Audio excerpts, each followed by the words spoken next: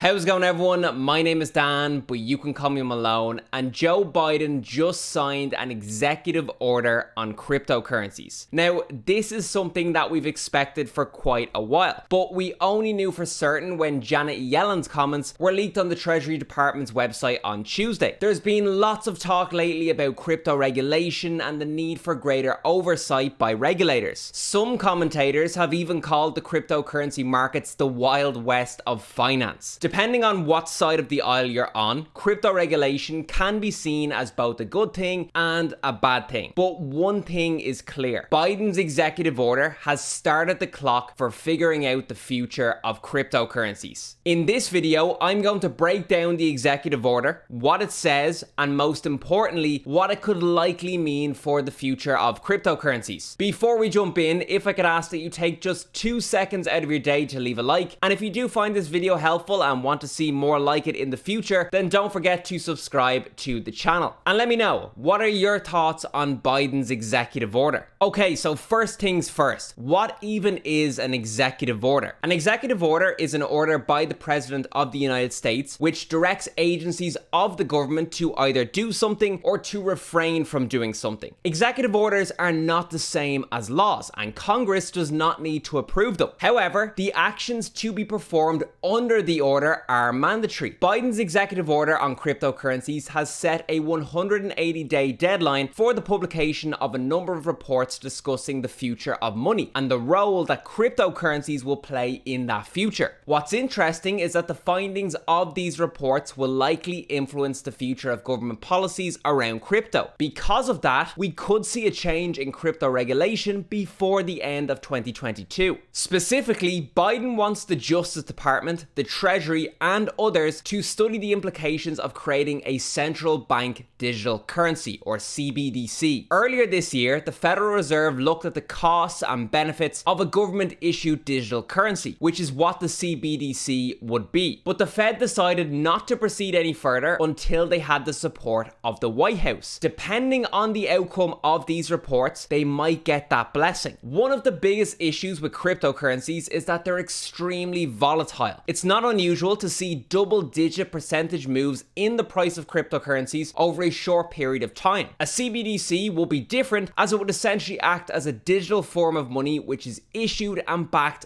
by the Federal Reserve. Before we go any further, it's critical that you understand why regulation is important. Governments regulate financial services in order to prevent failures in unregulated markets. These failures can potentially damage the stability of the financial system and the overall economy. They can also cause financial loss to consumers like you and me. Therefore, the two priorities for regulators who oversee the financial sector are A, the stability of the financial system as a whole, and B, the protection of individual consumers from financial loss. Cryptocurrencies are an area which have regulators nervous. In November 2021, the President's Working Group on Financial Markets published a report on stablecoins. Stablecoins are designed to maintain a stable value relative to a currency like the US dollar. The report noted many risks of stablecoins, including market integrity, investor protection, fraud, market manipulation, insider trading, lack of price transparency, money laundering, terrorist financing, and prudential concerns. Essentially, the report suggested that stablecoin issuers and wallet providers should be regulated and subject to federal supervision. If stablecoins are going to be the future of payments, then from the perspective of regulators, having a CBDC is a preferable option because it's under their control. The total value of stablecoins increased by 500% to just under $130 billion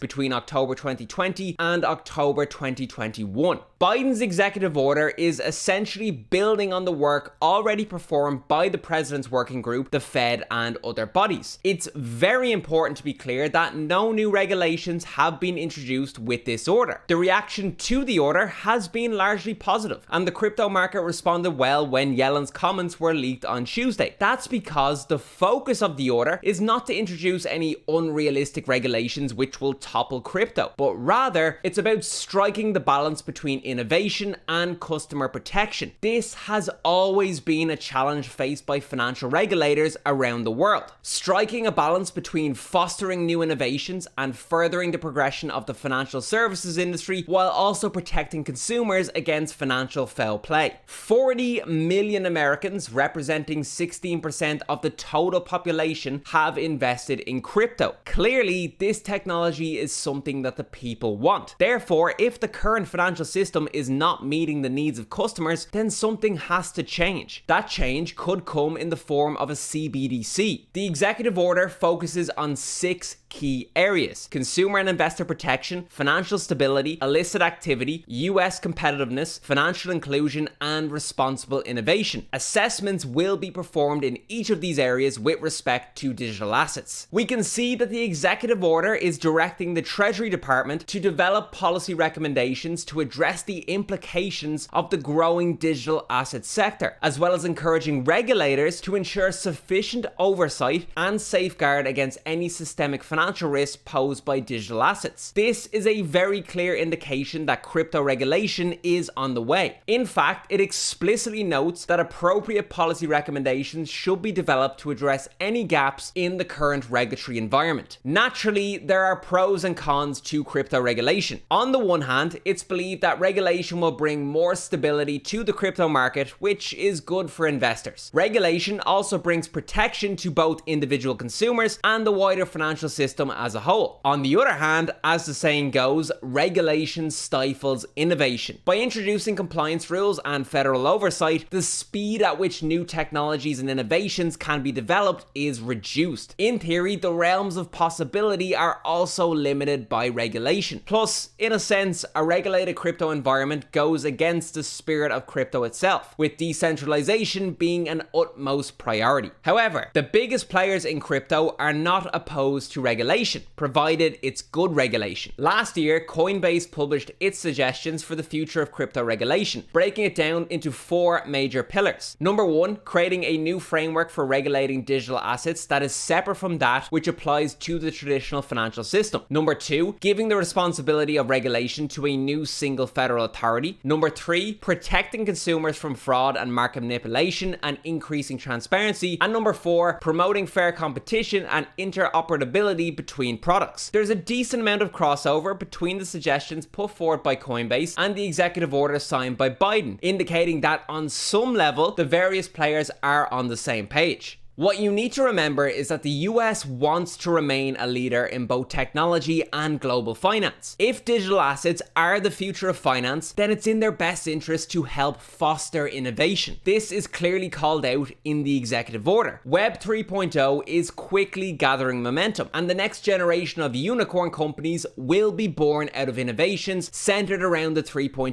ecosystem. More and more venture capitalists and angel investors are investing in early stage Web 3.0 businesses. The US needs to be at the forefront of this innovation, otherwise they risk giving up ground to other nations. Plus, digital assets have the potential to reduce wealth inequalities and to provide equal opportunities for communities to access safe and affordable financial services. One theme which has been recurrent in the crypto conversation is financial crime. Regulators are more than aware that blockchain technology and cryptocurrencies are used as a means to conduct illicit activities without detection. Interestingly, the most recent development comes from Russia. The Financial Crimes Enforcement Network, or FinCEN, recently issued an alert to financial institutions to be vigilant against attempts by Russian parties to evade sanctions imposed by the US. One such attempt would be achieved via cryptocurrencies. US Senator Elizabeth Warren wants to introduce policies that will make it harder to evade sanctions using blockchain technology. This would involve increased transparency and reporting requirements by financial institutions. So with all of that being said, what does this executive order mean for the future of crypto? In the short term, probably not much. It will take time for the various agencies to gather research and prepare their reports. Political barriers may also halt progress if the Democrats lose control of Congress, because while Congress can't stop an executive order, they can pull the funding for it. The most interesting outcome here is the introduction of a CBDC. We have to ask ourselves, if a digital currency was was introduced by the Fed for the purposes of widespread adoption, would the fundamentals of crypto change? Many investors in Bitcoin believe that it can be used as a medium of exchange in transactions. However, if a digital currency backed by the US central bank is issued for that purpose, does Bitcoin lessen in value? We also need to ask how regulation fits into a technology which was developed with decentralization in mind. I'm personally interested in the relationship between regulation and innovation. Will future regulation bring more certainty and credibility to the industry, or will it hinder the speed of development of innovative technologies? All we can do is speculate for now, but in my opinion, the executive order is good news for the future of blockchain technology. While it might not be in the spirit of its original intention, at the end of the day, the protection of our people and our financial system is what matters. I'd love to hear your thoughts on the executive order, so make sure you leave a comment down below. So I really do hope you enjoyed the video here today. As always, if you did enjoy the video, please do let me know in the comment section below. Leave a like in the video, subscribe to the channel, and I'll see you